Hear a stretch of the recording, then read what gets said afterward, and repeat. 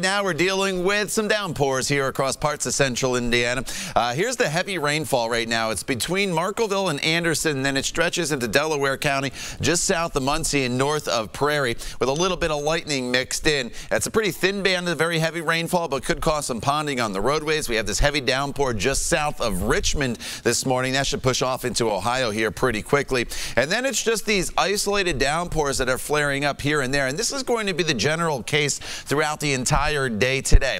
I think for the most part, there's a lull in the activity from basically right about now for the next few hours, with just these spotty downpours here and there. Most of you will be completely dry. It's later on this afternoon that we get the better chance of more widespread storms moving into this forecast. So here's how it plays out in TrueCast. 1 o'clock, the storms start to flare up across the area and a little more numerous. As we head into the mid to late afternoon, the storms become even more numerous, and then throughout the evening hours, there is a cold front working its way through. So I'd expect maybe a little bit of a line of storm activity to develop across parts of the area and then sweep from west to east. So we'll have to keep an eye on, and Kevin will walk you through this evening. If that line of storms does develop, it could produce some gusty winds, and that's probably the main threat with these storms as they move through, as far as any severe weather. So your severe threats, wind probably a moderate threat, hail a low threat. Not really too concerned about tornadoes, but hey, you can never say never as some of these storms start to intersect with each other.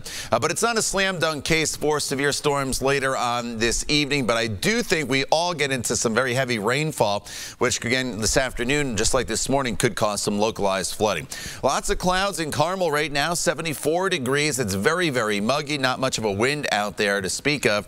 A little cooler to the north at 68 in Peru, 73 from Bedford over towards Seymour. We'll have highs today that'll top off right around 83 degrees, again with that threat of severe weather later on today. Tomorrow there could be a stray storm in the morning. Otherwise, we're looking at dry conditions. 83 on Sunday, dry, mainly dry on Monday. More storms move back into the forecast for the 4th of July. Thank you.